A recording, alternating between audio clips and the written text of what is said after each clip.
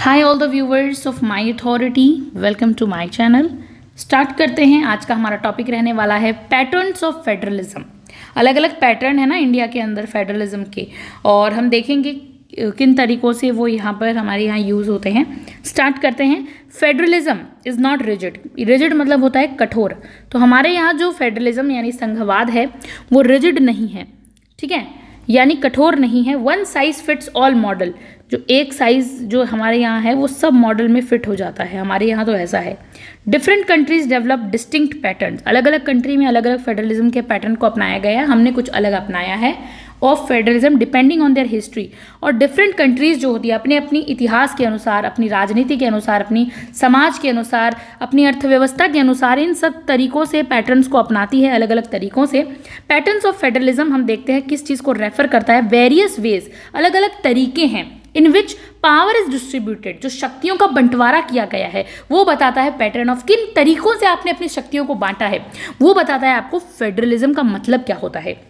And operationalised between, किस तरीके से वो ऑपरेशन मतलब किस तरीके से उनका यूज़ आ रहा है। सेंटर और रीजनल गवर्नमेंट्स उनका कैसे यूज़ लेती है, उन पावर्स को कैसे बांटती है, वो बताता है आपके पैटर्न्स को, क्या आपके पैटर्न रहे हुए हैं। Broadly the pattern can be seen as, हम कुछ इंपॉर्टेंट पैटर्न्स को पहले डिस्कस करते हैं। जैसे कि डुअल फेडरलिज्म है हमारे यहाँ, ओके। डुअल फेडरलिज्म है जिसे लेयर केक फेडरलिज्म भी कहा जाता है, हम इसे डिटेल में समझेंगे।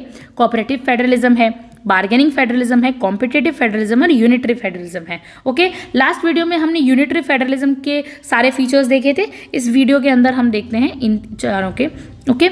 चलिए स्टार्ट करते हैं। ईच पैटर्न, जो हर एक प्रत्येक पैटर्न आपने यहाँ देखा 1 2 3 4 5, ये 5 पैटर्न जो है ना फेडरलिज्म के, संघवाद के रूप जो है, ये हाईलाइट करते हैं द नेचर ऑफ इंटरेक्शन। कैसे इंटरेक्शन मतलब एक दूसरे से आमने सामने, डिस्ट्रीब्यूशन ऑफ पावर्स, कैसे पावर्स का बंटवारा होता है, एंड डायनेमिक्स ऑफ नेगोशिएशन, जो हम नेगोशिएट करते हैं ना, जैसे बार्गेनिंग करते हैं कि अच्छा सेंटर स्टेट से या स्टेट सेंटर से कह रही है कि प्लीज़ हमें इस तरह से पावर्स दे दीजिए, तो वो नेगोशिएशन हो जाता है। हम कैसे नेगोशिएट करते हैं, ठीक है, बिटवीन सेंटर एंड स्टेट के बीच में ये प्रक्रियाएं चलती रहती है। की इनसाइट्स देखते हैं अब इसकी। The patterns are not exclusive, यानी कि ये जो पैटर्न्स हैं वो एक्सक्लूसिव नहीं है, मतलब और भी हो सकते हैं। ये सब डिपेंड करती है, अनन्य नहीं है। यही नहीं है कि सिर्फ इतने ही हैं, ठीक है, और अलग अलग तरीके से हो सकते हैं। बहुत सारे मैनी फेडरल सिस्टम्स हैं, लेकिन इंडिया और यूएसए के अंदर जैसे कि कहाँ से डेवलपमेंट हुआ है, अलग अलग पैटर्न्स आए हैं। Multiple patterns different historical stages को बताते हैं। इतिहास के हिसाब से पैटर्न डिपेंड करते हैं। पॉलिटिकल नीड्स क्या है, उस समय की राजनीतिक परिस्थिति कैसी है, उस पर सब चीज़ें डिपेंड करती है इंडिया और यूएसए के फेडरलिज्म की। कोऑपरेटिव फेडरलिज्म सबसे पहले आता है, यानी कि सहयोगी संघवाद जिसे कहा जाता है। बहुत इंपॉर्टेंट है। 2 नंबर की क्वेश्चन हो, चाहे स्मॉल हो, बी सेक्शन हो, सी सेक्शन हो, सब में ये क्वेश्चन पूछा जा सकता है कि what do you mean by cooperative federalism. सहयोगी संघवाद का क्या मतलब होता है, इसका मीनिंग देखते हैं।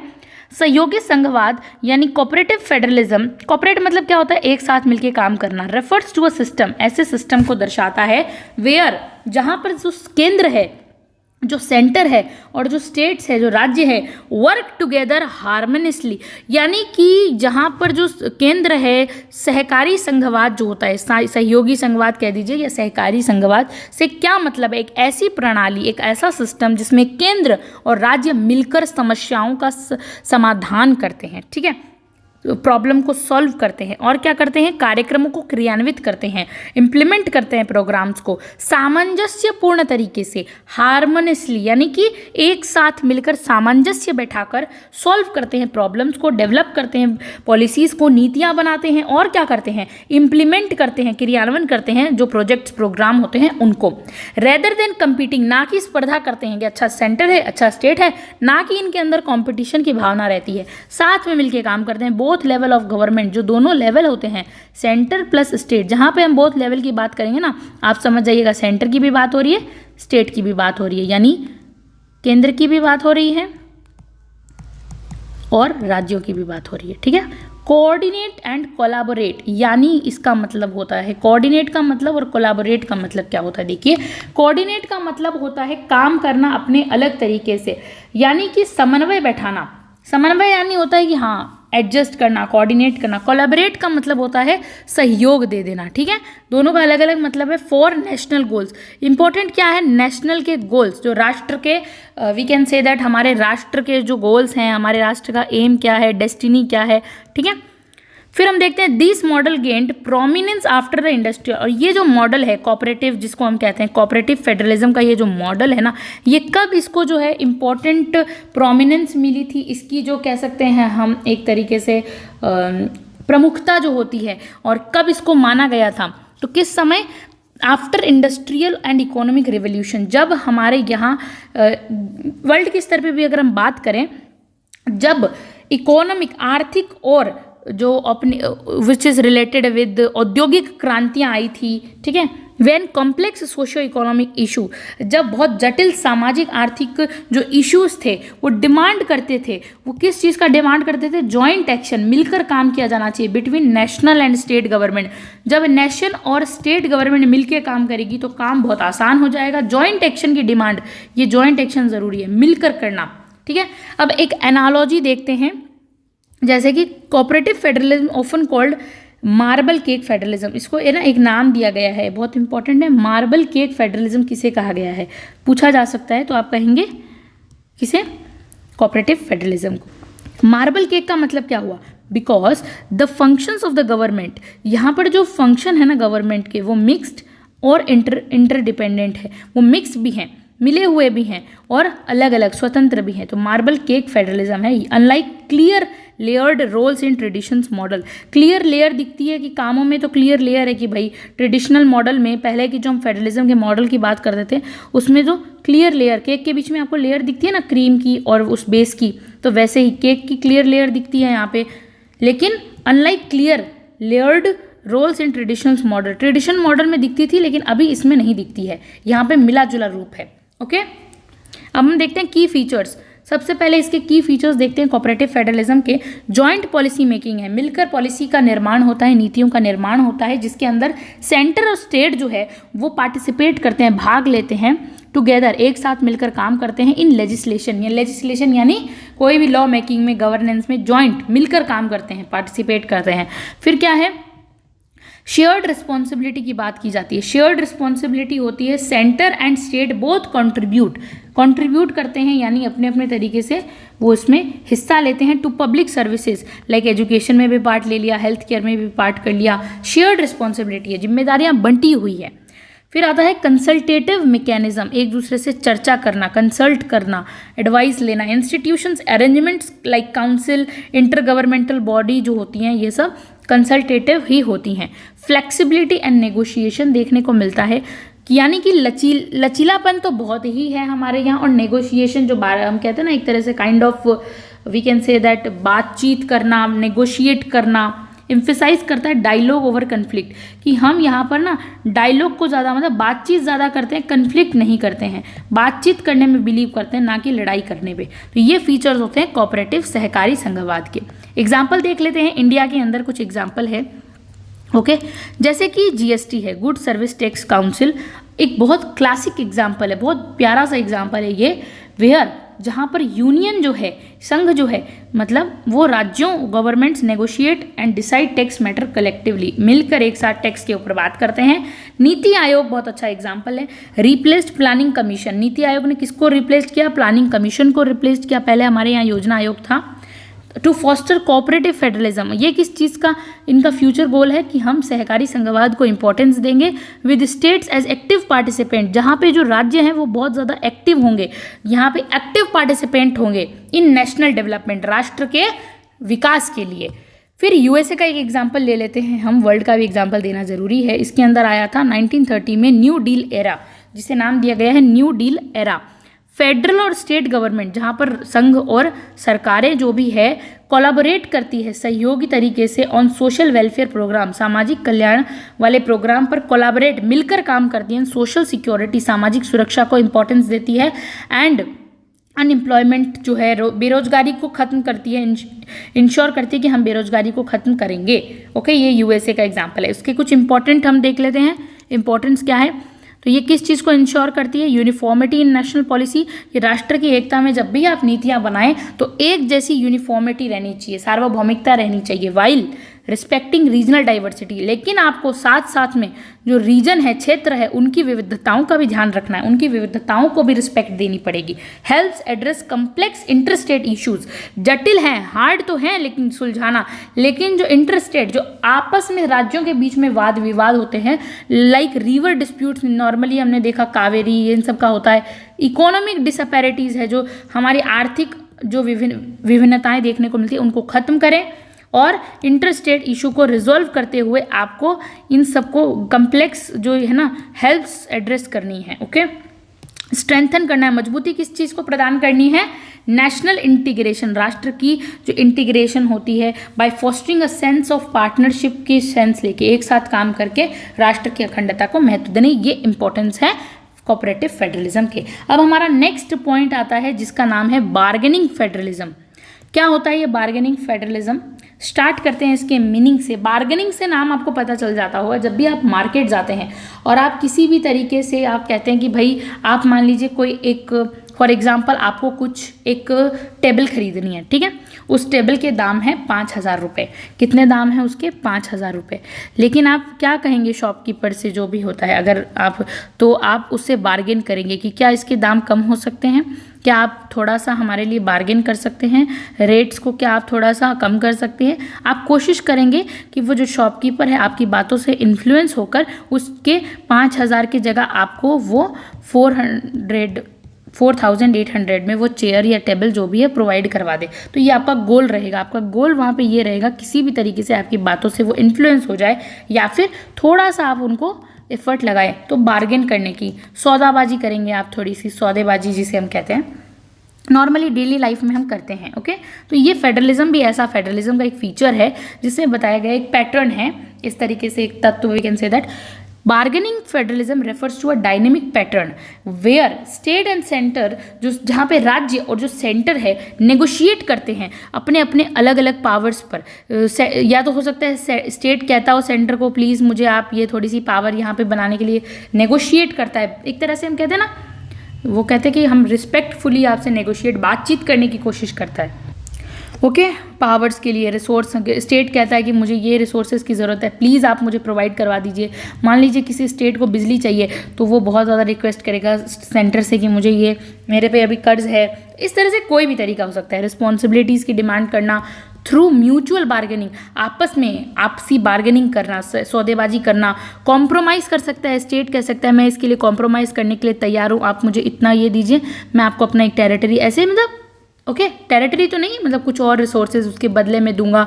तो ऐसे कॉम्प्रोमाइज़ करना, स्ट्रैटेजिक पार्टनरशिप यहाँ पे बात करना, मतलब मिलके काम करते हैं लोग इन दिस मॉडल। लेकिन ये जो बार्गेनिंग वाला मॉडल है ना, इसमें हम क्या देखते हैं, states are not passive recipients, कि इसका मतलब होता है कि वो पैसिव नहीं है, सुस्त नहीं पड़े हैं कि जो ठीक है सेंटर देगी हम उसे मतलब अपना लेंगे, नहीं, of central authority. Instead they actively negotiate, लेकिन वो बहुत एक्टिव होकर जो है नेगोशिएट करते हैं, बातचीत करते हैं फॉर ग्रेटर ऑटोनॉमी, कि हमें ज़्यादा स्वायत्ता मिले। वो पैसिव नहीं रहते हैं, ठीक है, जो मिला रेसिप्ट का मतलब जो उनको प्राप्त होता है वो उसको प्राप्त कर लेते हैं, ठीक है, निष्क्रिय प्राप्त करता नहीं है, वो बहुत एक्टिव है। स्पेशल पैकेजेस की डिमांड करते हैं, रिसोर्स एलोकेशन की, आवंटन की, जो संसाधन आवंटन कर दीजिए हमें, लीगल कंसेशंस दे दीजिए, इसकी डिमांड करते हैं स्टेट्स। एनालॉजी एक देख लेते हैं हम लोग, यहाँ पे क्या कहा गया है। Think of bargaining federalism like a market place, इसे ना मार्केट प्लेस कहा गया है इसको, थिंक ऑफ बार्गेनिंग फेडरलिज्म को, वेयर डिफरेंट यूनिट्स बार्गेन, जहाँ पे मार्केट हो गया ना, मैंने जैसे आपको एग्जांपल दिया था, आप चेयर खरीदने गए, टेबल खरीदने गए, तो वो मार्केट है। तो एक तरह से यहाँ मार्केट प्लेस है, वहाँ पे डिफरेंट यूनिट जितने भी, यानी जितने भी स्टेट हैं वो बार्गेन करते हैं, मतलब सौदेबाजी करते हैं। देयर स्ट्रेंथ्स वीकनेस, अपनी स्ट्रेंथ और वीकनेस के अनुसार, एंड नीड, क्या उनको ज़रूरत है, और बेसिक पॉसिबल डील करते हैं ईच अदर से, एक दूसरे से। फीचर्स देख लेते हैं, की फीचर्स इसके क्या हो सकते हैं। नेगोशिएशन एंड कॉम्प्रोमाइजेस, बातचीत करना, कॉम्प्रोमाइज़ करना, कुछ ठीक है जो मिला उसमें भी खुश होते हैं ना स्टेट्स, वैसे हम कहते हैं कि जितना पैसा कम हुआ वही ठीक है। बोथ लेवल्स ऑफ गवर्नमेंट से नेगोशिएट, दोनों लेवल गवर्नमेंट के जो नेगोशिएट करते हैं, बातचीत करते हैं आपस में, ठीक है, सेंटर सेंटर भी बात करेगा कि नहीं मैं तो इतना नहीं दे पाऊंगा रिसोर्स, और स्टेट कहेगा नहीं मुझे इतना चाहिए। तो इस तरह से often resulting in flexible arrangements, और ये किस चीज़ का एक तरीके से रिजल्ट निकल के आता है कि ठीक है फिर दोनों मिलके एक चीज़ पर पहुंचते हैं कि फ्लेक्सिबल लचीला अरेंजमेंट करते हैं कि ना तुम्हारी ना मेरी। ये एक तरीके से बहुत प्रैक्टिकल एग्जांपल में हम लेके समझे तो बहुत इजीली समझ सकते हैं। तो दुकान वाला हमें कहेगा ना कि ठीक है ना तुम्हारा ना मेरा, हम मैं वो कुर्सी तुम्हें दे देता हूँ 4800 रुपये में, फिर वो कहेगा अच्छा ठीक है आप 4700 तो कर ही दीजिए। ऐसा हम कहते हैं ना, बहुत प्रैक्टिकल एग्जांपल है, जब भी मार्केट्स में जाते हैं तो ऐसे ही होता है। तो यहाँ पे फिर फ्लेक्सिबल अरेंजमेंट निकल के आ जाता है। फिर है असिमेट्रिकल फेडरलिज्म। क्या होता है, यानी एक होता है सिमेट्रिकल जो कि चेंज नहीं हो सकता है और एकदम बहुत ही वी कैन से दैट अपने ही तरीके से रहता है, कठोर रहता है बहुत ज़्यादा, ठीक है, जिसे सीमित होता है, एक लिमिट में रहता है। और असिमेट्रिकल होता है असीमित होता है, ओके। असीमित यानी विभिन्न राज्य जो होते हैं, डिफरेंट स्टेट्स में इंजॉय डिफरेंट डिग्रीज, अलग अलग राज्य अलग अलग डिग्री को इंजॉय करते हैं ऑफ ऑटोनॉमी, अपनी स्वायत्तता की डिग्री को, based on their bargaining power. किसी स्टेट में बहुत ज़्यादा अच्छी, सबको बराबर नहीं दिया जाएगा कि बिहार को भी आपने इतना रिसोर्स दे दिया तो आप आसाम को भी इतना दे देंगे, नहीं। अपने स्टेट के लीडर्स में, अपने स्टेट के अंदर वैसी पावरफुल नेगोशिएशन और बार्गेनिंग की पावर होनी चाहिए कि वो सेंटर से कितना ज़्यादा बेनिफिट उठा सकते हैं। तो ये अपनी अपनी पावर पे डिपेंड करता है, ओके, अपने अपने तरीके पे डिपेंड करता है। किसी को बार्गेनिंग मार्केट में करनी नहीं आती है तो वो तो जाएगा वही 5000 की टेबल 5000 रुपये दे के आ जाएगा, क्योंकि उसको बार्गेनिंग आती ही नहीं है। तो वही सेम चीज़ हम अप्लाई करें कि कोई स्टेट ज़रूरी नहीं है कि सभी को डिफरेंट अलग अलग मिलती है, सभी को ज़रूरी नहीं है कि एक ही जैसी सभी को छूट दे दी जाती है, नहीं, ठीक है। आई होप आप ये समझ गए होंगे दोनों examples. Resource and power sharing, अब यानी संसाधनों का और जितनी भी शक्तियां उनका विभाजन करना, ग्रांट्स करना, उनको देना, फंड्स यानी पैसे, लेजिस्लेटिव पावर्स कुछ कानून बनाने की शक्तियां डेलीगेट करना, आर सब्जेक्ट टू नेगोशिएशन। यही सब मिलते हैं, आप जब इतना काम करते हैं तब आपको इन सब चीज़ों में छूट मिलती है सेंटर से। स्टेट असरेशंस, स्टेट्स के क्या होते हैं, states with strong political leverage can secure better deals. हाँ, अब यहाँ पे स्टेट भी मैटर करते हैं, जहाँ पर स्टेट की पॉलिटिकल जो लेवरेज है वो बहुत अच्छी है, बहुत अच्छी राजनीति है स्टेट की, बहुत इंपॉर्टेंटली वो काम कर रहे थे, उसको क्या है बहुत अच्छी डील्स के साथ सिक्योर बेटर डील्स मिलती है, उसको ज़्यादा बेनिफिट मिलता है, ठीक है। एग्जाम्पल देख लेते हैं, इससे और क्लियर हो जाएगा। इंडिया में स्पेशल कैटेगरी के स्टेटस आते हैं अलग अलग, कुछ स्टेट्स लाइक जम्मू कश्मीर हो गया, बहुत अर्लियर में आता था ये ऐसा। North eastern states based on political bargaining में ये स्पेशल कैटेगरी के स्टेटस मिलते हैं इन लोगों को, क्योंकि ये बहुत ज़्यादा ऐसे जोन में है जहाँ पर सेंटर को उनकी हेल्प भी करनी पड़ेगी और ज़्यादा से ज़्यादा एड प्रोवाइड करनी पड़ेगी। तो ये तो स्पेशल कैटेगरी के स्टेट्स आ गए। फिर है स्टेट स्पेसिफिक पैकेजेस, जिन्हें वो लोग अलग अपने तरीके से पैकेज डिमांड करते हैं। वो कहते हैं हमें और सुविधा दी जाए, हमें थोड़ा लिंग्विस्टिक आधार पर दिया जाए। तो आंध्र प्रदेश हो गया, डिमांड करता है स्पेशल स्टेटस की, दर्जे की मांग करता है कि हमें अलग दर्जा दिया जाए, ओके। फिर आता है कनाडा के अंदर, ये एग्जांपल देख लेते हैं। Quebec has bargained for special status and power distinct from other provinces. एक क्यूबेक नाम की जगह है, उसने कहा कि मुझे स्पेशल स्टेटस भी दिया जाए, पावर शक्तियाँ दी जाए अदर प्रोविंसेस के मुकाबले। यूनाइटेड स्टेट्स का एग्जांपल देख लेते हैं। स्टेट्स जो होते हैं नेगोशिएट करते हैं, आपस में नेगोशिएट करते हैं बातचीत करके, terms of participation in federal programmes, अलग अलग प्रोग्राम्स में participate like Medicaid, expansions and under Affordable Care Act के अंदर ये इंपॉर्टेंट है कोई उनका, तो उसमें वो मेडिकेड मांगते हैं, सहायता मांगते हैं अलग अलग तरीके की एक्सपेंशंस की बढ़ाने की। इंपॉर्टेंस देख लेते हैं, okay. Recognise regional diversity and inequalities, यानी रीजनल डाइवर्सिटी की बात करना और हमें क्षेत्र विविधताएं भी देखने को मिलती है और असमानताएं भी है। Allows a flexible federal system, यहाँ पे क्या है बहुत ही फ्लेक्सिबल लचीला है फेडरल सिस्टम, किसी स्टेट को कुछ दिया किसी स्टेट को कुछ नहीं दिया। Can adapt to changing political economic and social circumstances, और किस चीज़ को अडेप्ट करता है, किस चीज़ में अपने आप को ढाल लेता है, बदलते राजनीतिक, आर्थिक और सामाजिक परिस्थितियों में ढाल लेता है अपने आप को। इनकरेजेस स्टेट लीडरशिप, अपने स्टेट की लीडरशिप को इनकरेज करता है कि किस स्टेट की लीडरशिप कैसी है। एंड कंपटीशन, स्पर्धा कितनी है। टू डिमांड बेटर राइट्स, कौन अच्छी राइट्स को, ये किस चीज़ को कि हाँ जो स्टेट अपनी अच्छी लीडरशिप दिखाएगा, अच्छी तरीके से कंपटीशन करेगा, डिमांड करेगा राइट्स को और रिसोर्सेज को, उसी को सेंटर जो है इंपॉर्टेंस देगी। तो इसने बढ़ाया ना कंपटीशन। मीनिंग देख लेते हैं अब। नेक्स्ट आता है हमारा एक फेडरेशन, यूनिटरी फेडरलिज्म, जिसके अंदर हमने देखा था हमने बहुत सारे फीचर्स भी किए हैं इस चीज़ के, इसको एक बार और पढ़ लेते हैं। मीनिंग देखते हैं। यूनिटरी फेडरलिज्म जो एकात्मक संघवाद है is a unique concept where the country functions as the federation but strong centre control. हमने लास्ट वीडियो में बात की है इसके फीचर्स की, तो इसको ज़्यादा हम ध्यान से तो नहीं पढ़ेंगे क्योंकि हमें अच्छे से आता है ये वाला टॉपिक। तो इसमें हम बात करेंगे, यहाँ पे हम सेंटर को स्ट्रॉन्ग रखते हैं specially during times of national emergency response specific historical हमारी कंडीशंस के according. In this model federal arrangements is largely control by oversized powerful centre रहता है, इसी चीज़ को ध्यान में रखना है। ओके, जो स्टेट्स की ऑटोनॉमी लिमिटेड होती है, यहाँ पे स्टेट्स को ज़्यादा स्वायत्ता नहीं दी जाती है, उनके पास लिमिटेड पावर होती है, सेंटर के पास ज़्यादा होती है। एनोलॉजी देख लेते हैं जल्दी से कि think of unitary federalism like a wheel with a strong hub centre, कि चक्के लगे हुए हैं लेकिन जो हब है वो सेंटर है। ठीक है, व्हील एक ऐसा है जिसका बीच वाला जो पार्ट है वो सेंटर है, वो स्ट्रांग है, बाकी वो चक्कों से चल रहा है। ओके, ऐसा है जिसके अंदर वो जो एक सेंटर है वो चला रही है गाड़ी को, उसके चक्के ज़रूर लगे हुए हैं लेकिन उसके भरोसे नहीं है वो, ऐसा करके इसमें है। स्टेट्स दैट आर कनेक्टेड उसके जुड़े हुए हैं लेकिन फंक्शंस इंडिपेंडेंटली नहीं कर सकते हैं। ठीक है, इसके की फीचर्स हम देख लेते हैं। डोमिनेंट सेंट्रल गवर्नमेंट होती है, यहाँ पे जो सेंट्रल गवर्नमेंट है वही राज करेगी सारे अथॉरिटी पर, और लिमिटेड स्टेट ऑटोनॉमी, स्टेट्स को ऑटोनॉमी स्वायत्ता नहीं दी जाती है। States enjoy autonomy only to extent allowed by the centre. जब सेंटर अलाउ करेगी ना कि हाँ आप इंजॉय कर सकते हो, अब तभी सिर्फ स्टेट इंजॉय कर सकते हैं। इमरजेंसी प्रोविजंस देखने को मिलते हैं। Centre can take over functions, emergency crisis आपदाएं आ जाती है जब सारी पावर्स चली जाती है सेंटर के पास। यूनिफॉर्म पॉलिसीज होती है, सभी central laws and policies dominate across the country, centre ही बनाते हैं सारे और फॉलो करना पड़ता है। इंडिया का एग्जाम्पल इमरजेंसी प्रोविजंस। आर्टिकल 3 कहता है पार्लियामेंट कैन क्रिएट अबॉलिश और चेंज स्टेट बाउंड्रीज। पार्लियामेंट किसी भी स्टेट की बाउंड्रीज को क्रिएट कर सकता है, खत्म कर सकता है विदाउट कंसेंट, स्टेट का कंसेंट लेना जरूरी नहीं है। यूनाइटेड किंगडम डिवोल्यूशन मॉडल को पढ़ लेते हैं एक बार। तो इसके अंदर क्या होता है, through powers are given to Scotland, Wales and Northern Ireland and the UK parliament retain the unlimited right to revoke these powers. वापस नहीं ले सकता इन पावर्स को जो दे दी गई है, किसको, स्कॉटलैंड, वेल्स, नॉर्दर्न, इन सबको दी गई है। तो जो पार्लियामेंट रिटेन्स ले सकती है वापस, क्योंकि हमारे यहाँ तो यूनिटरी फीचर्स हैं, सिर्फ एक बार के लिए दी गई है, डिवोल्यूशन कर सकती है, खत्म कर सकती है। फॉर्मर सोवियत यूनियन की बात करते हैं, जो पहले सोवियत यूनियन था।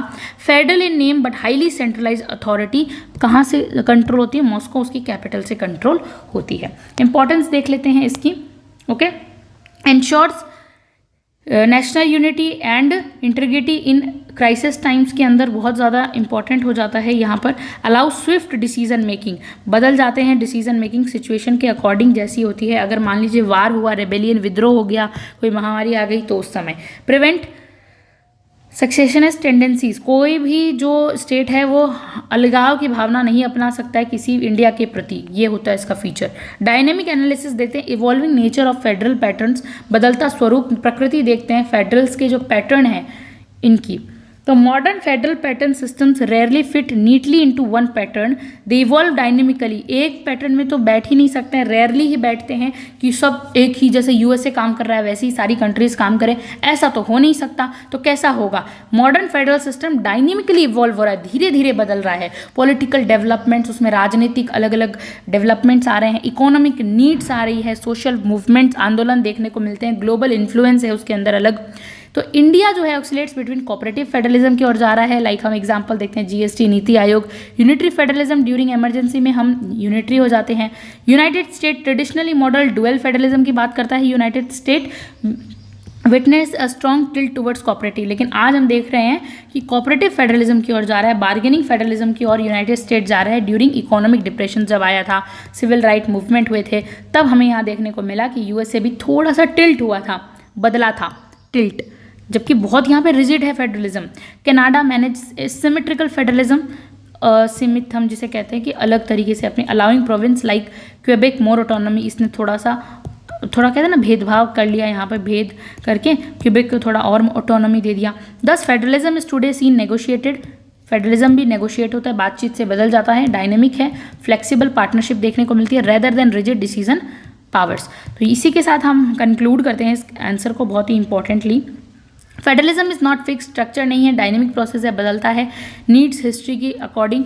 Cooperative federalism foster through partnership से आता है, बार्गेनिंग आता है, रीजनल एस्पिरेशंस कैसे क्षेत्रीयता की जो मतलब क्षेत्र के जो अलग अलग स्टेट है उनकी कैसी एस्पिरेशन महत्वाकांक्षाओं पर निर्भर करता है, वो कितना अच्छा बार्गेन कर पाते हैं। एंड यूनिटरी फेडरलिज्म इंश्योर करता है नेशनल स्ट्रेंथ ड्यूरिंग क्राइसिस जब भी होती है तो कौन स्ट्रांग होता है, सेंटर स्ट्रांग होता है, किस में होता है, यूनिटरी फेडरलिज्म में। Each pattern serves a unique function, हर एक पैटर्न को अपना अपना यूनिक फंक्शन आपने देखा डिफरेंट टाइम्स में अलग अलग तरीके से। Healthy federal democracy skilfully balance all three, और जो जहाँ पर अच्छी हेल्दी डेमोक्रेटिक सिचुएशन होती है वो तीनों को ही बहुत अच्छे से कंट्रोल करती है। As a political scientist William Riker की बात करते हैं, observed federalism is a bargain between centre and periphery, centre और पेरीफेरी के बीच में एक बार्गेन है।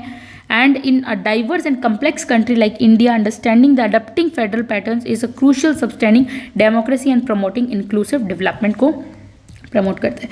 तो इसी के साथ आज हमने पढ़ा बहुत important patterns of federalism. Thank you so much for watching this video.